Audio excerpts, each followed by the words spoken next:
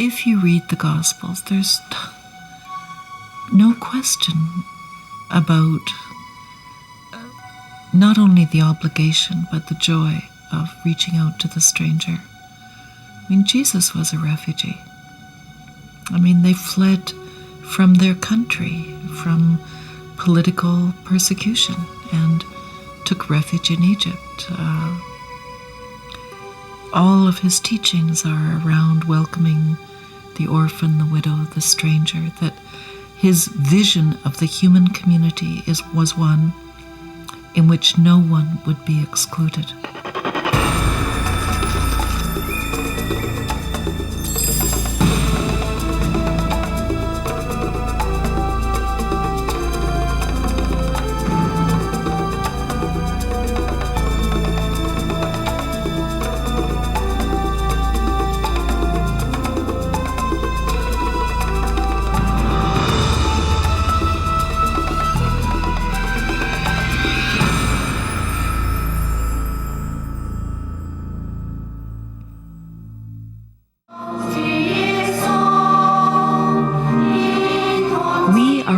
Of newcomers.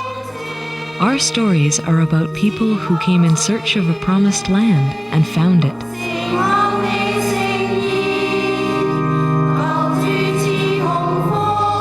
Our stories are also about displaced people. There are the First Nations people, corralled into living spaces not of their choosing. There were the Catholic Scots, fleeing religious persecution. The Acadians, banished from Nova Scotia and then returning. Irish escaping famine. Blacks running from American slavery. Chinese building a national railroad in order to support families who stayed behind in China.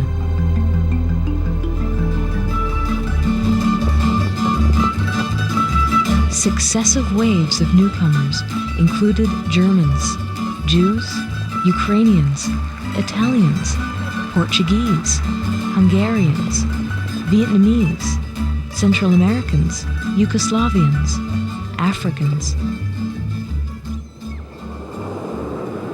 My own family all came over at the time of the potato famine and had to leave. Now that was partly politics, partly economics, but they had to come.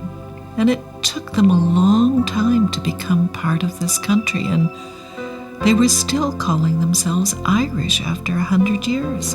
Growing up in St. John, New Brunswick, as a Jew, with quite an Orthodox background, it really honed my interest in newcomers. It was a small town, maybe people would know it as the oldest incorporated city in Canada, and the Loyalist City is its other subtitle. So being a Jew in that context was actually being one of those visible people. All four of my grandparents are descended from United Empire Loyalists, all four. And that means that they were the refugees of 1783. So that I feel that kind of empathy, I think, with the refugees of the 90s because of that. Chinese people feel they have to somewhat build a kind of the wall around them to protect them almost. So symbolically, this is how Chinatown came to be. They feel that they needed to have a physical place for them to gather and to give each other support against a somewhat hostile environment. To talk about the black community in Montreal, it is said that all the blacks that worked outside of their homes in Montreal, they either worked on the railroad or they worked in the homes of the rich and the well-to-do. Slavery was also a part of the history of blacks in Montreal because James McGill, the founder of McGill University, owned slaves. That is in the past.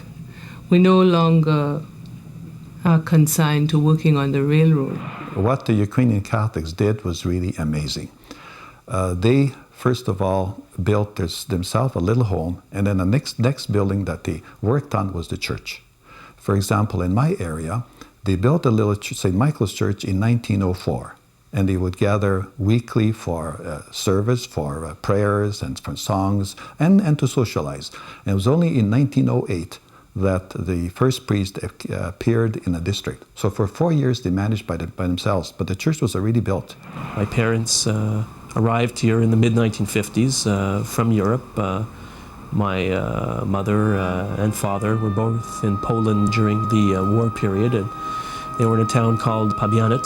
That's where they grew up, and ultimately they were survivors of the Holocaust, who in the aftermath of the war traveled from one place to another to try to establish roots for themselves.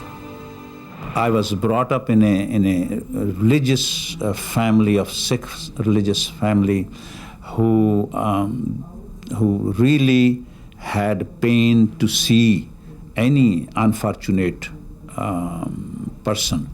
And our religion also tells us, this is why we have a community kitchen, which we call langar. In India, in Punjab, some of the Gurdwaras, which are the temples of the Sikhs, 24 hours open, all 4 doors open to anybody. Anybody can go and eat there and sleep there. Here in Winnipeg, we have few Gurdwaras, and I am a founder of the one which is working very well.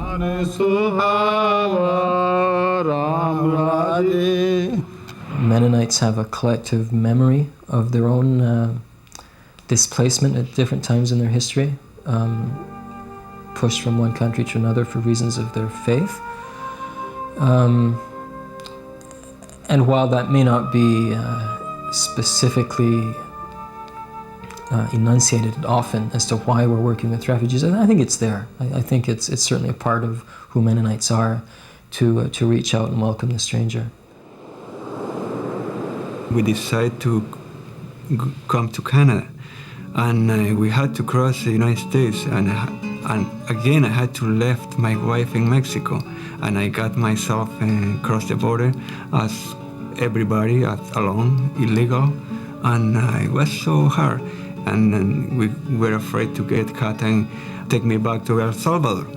And I was afraid because I could be killed. They left a message with my oldest son saying, tell your dad that if he doesn't stop doing this, we are going to come and kill you, all of you. So at that time, I said, well, it's time to go. But where? And a Jesuit priest that I was working with, he said, well, Francisco, we have to contact the Canadian people. I have to leave my kids and leave everything, to lose everything and leave my country, but I was obliged to save my life. And I got into the plane there, and I was really scared. I thought they were going to put me in the next plane to go back. And I told somebody I wanted to go to the immigration, and these people, they took me to the immigration to Denton, St. Antoine. That's how I went there, and I claimed for the refugee. Definitely, I have to thank to the Canadian people of allowing me, to come to Canada and make a refugee claim, and to give me the initial support. However, I was expecting somebody to reach me out and make me part of the society. Somehow, I found that reach out is not there. The system is expecting me to reach out and adjust myself into the system. So I found that all my community members are sharing that same experience. At least you need to see somebody who can give you a smile and a glimmer of hope that everything is okay, it's gonna be all right. Because remember, you have left your mother, your father, your family, you're by yourself. It's not a good picture. It's not a good estate to be in. Accepting the stranger, to me, I have been in a tiny little home in Montreal with just 2 rooms. And we used to get 2-3 families to live with us. For me, the welcoming the stranger, what happens to the person who welcomes is a very profound experience, a spiritual experience, a psychological experience, and it does something to the psyche of the person.